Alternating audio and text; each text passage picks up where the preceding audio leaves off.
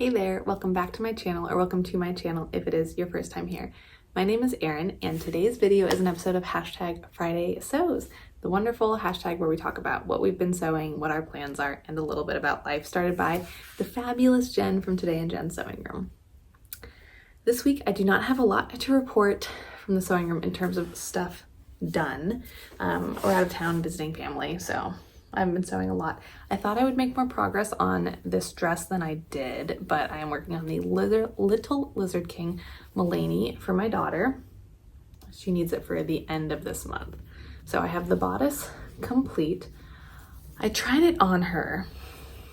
Well, I sort of got it on her body. She was not enjoying the experience, so I didn't get a great opportunity to see if it fit her, but it seemed a little...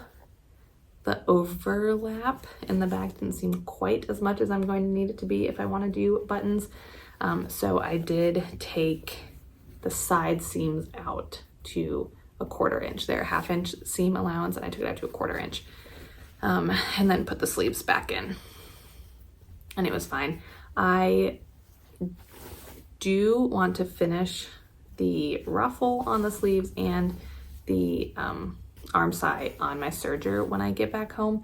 I tried to do a bias bound seam on one of these ruffles, and it was just way too much between the bulk of the ruffle and then how small of a space it is, and then the layers of the binding. It was too much. It was very heavy, so I took it off, and I'm just gonna do it on my serger when I get home.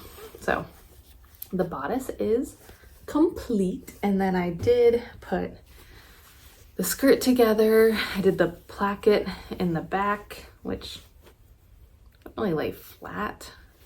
Plackets are still very much a work in progress for me in terms of a skill level, but I got it put in. It will work in with all the gathering of the skirt. I'm not too worried about it.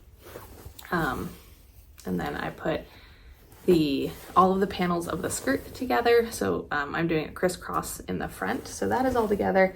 And the ruffle for the bottom of the skirt is sewn together. But again, I'm gonna do it on my serger when I get home. I have been doing all of my gathering lately on any large stretches. I've been doing on my serger using a technique that Christine from Christine Sews a Lot posted about, or made a video about back in February, I think. I've talked about it multiple times since then. I use it a lot. What I want to try this time is actually using my gathering foot on my serger. Nancy from Running with Scissors said that she did that for the first time recently, and it was actually very easy and made like beautiful gathers. Like it was very even. So I want to give that a go. And since I have not only the skirt to gather and attach, but then the ruffle to attach to the skirt, I think it'll be a good opportunity to do that. So I'll finish that when I get home. It'll just be hopefully easier on my serger, and I can learn something new. That is all in terms of what I've been working on. I think I'm gonna work on some Project Dress a Girl dresses I brought tonight, but I have no other huge plans while I'm out of town. We're going back home next week, a week from, we'll be back home by next Friday. But something very, very, very, very exciting did happen, and that is that my sewing machine is fixed.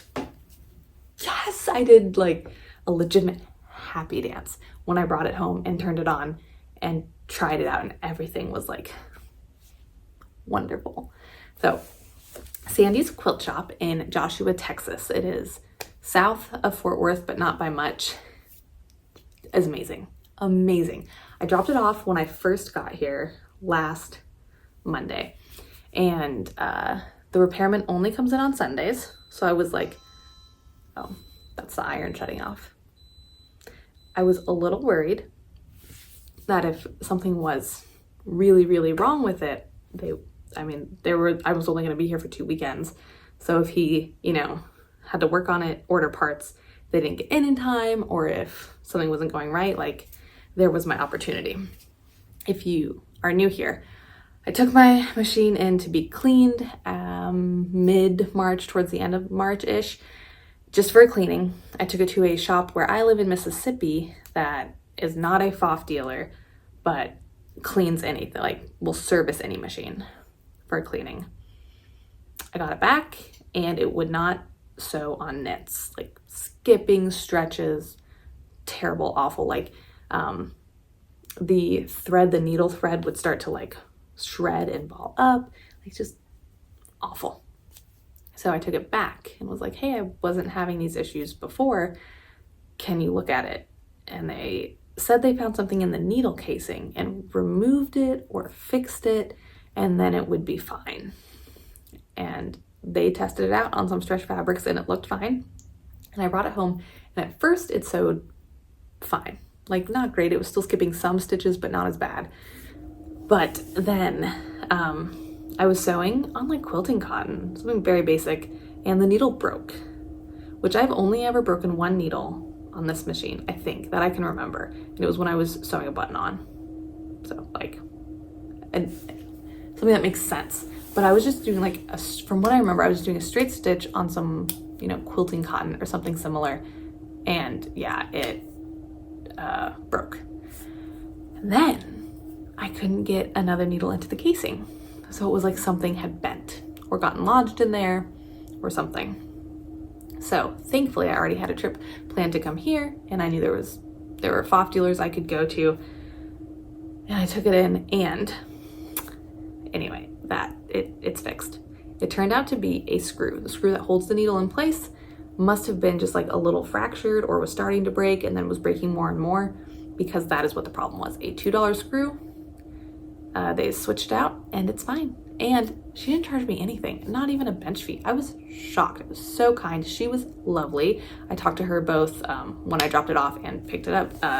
And so yeah, Sandy's wonderful, so kind. And she like knew I was in town for a short time. So every time we talked, she was like, how long are you here for? Like, I just want to make sure we can get it done in time. Because at first she did call me on Sunday and said that they might need to order a part. And so she was kind of concerned about it coming in time and stuff. But then, yeah, she called me Monday and said it's good to go. And it is. I tested it on some knit fabric and it seemed to sew just fine. And I've been sewing on it, just working on some of Brady's dress, which is cotton, nothing crazy, but nothing, no needles have broken, no stitches are getting skipped. I don't want to say skips are getting stitched. No, stitches are getting skipped. It seems to be working. I haven't been brave enough to do the buttonholes yet because I have the Francesca shirt that I still need to put buttonholes on, but I'm not brave enough to do that yet. I need to sew on it a little more just to make sure. But while I was at Sandy's quilt shop, I did buy a couple things. I was planning on purchasing a couple things anyway, but then when she told me there was no charge for looking at my machine and fixing my machine, I was like, well, no, I'm definitely buying something. So I got an elastic foot for my FOF. So it's good for like sportswear, anything where you are, the elastic is, I mean, as you can see in the picture. So specifically what I was thinking of when I bought it was little bloomers I make for my toddler to go under dresses, to do what bloomers do. Some of the patterns I have for them have you stitch the elastic just around the leg hole without it being a casing or anything, is what I'm trying to say, where you just stitch it straight to the fabric. So this is supposed to stretch it and stitch it, so you don't have to do the stretching as you sew. So I was very excited about that. I did want the gathering foot just to have it, even though I'm going to try to gather on my serger, but I wanted it for my sewing machine. Don't ask me why I need it on both, even though I've done it on neither, but it was sold out. Other thing I picked up was this Flamingo Island Skinnies pattern by Ribbon Candy Quilt Company. They have these for a bunch of seasons and holidays and stuff. I was really drawn to the flamingo and the pineapple mostly, but I just thought this was cute, and I noticed it when I first went in there to drop the machine off, and then noticed it again when we went to pick it up. So I picked this up. I wanted to buy some fabric. I tried to browse some fabric, but my toddler was with me, and she's getting her 2-year molars. So she is like constantly, and she's a toddler, so she constantly has her hands in her mouth. And I know a lot of quilters don't pre-wash their fabric. I don't pre-wash my quilting fabric because I like how it crinkles up after I wash it when I'm complete with a project. So it was just not a good mix of her being like, ah, rah, rah, rah, and then wanting to touch everything because everything was so pretty. Also, they had some really cool panels that were like children's themed, nursery themed, that's all she wanted to look at. She kept going, animals, animals, and then would go over and like tell me what all the animals were, which is great, but it confined us to like the nursery section of the fabric, which I was not really interested in. So I unfortunately did not pick up any fabric. There was stuff that caught my eye, but I couldn't look at it long enough to actually decide if I wanted it. But that's okay. I really enjoyed Sandy's. I will make an effort to get out there again next time I come visit her, in the future when I come visit. But yeah, other than that, that's all for sewing right now. In terms of life, we've just been spending time with family. We've been exploring some stuff here that we haven't visited before.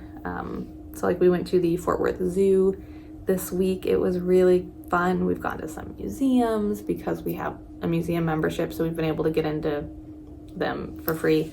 So yeah, we've just been enjoying stuff like that and spending time with family. Brady is having the best time ever with her cousins, especially her 5-year-old cousin, my niece. They're having a fantastic time together, which is really exciting and fun to watch. That does it for this week's episode of #Friday Sews. Thank you so much for joining me. I am not 100% sure if I will have one next week or not, because we will be home, but like who knows if I'll have anything to share. But if I do, I will see you on Friday. Either way, I will see you on Wednesday for my next video. I'll see you guys soon. Bye.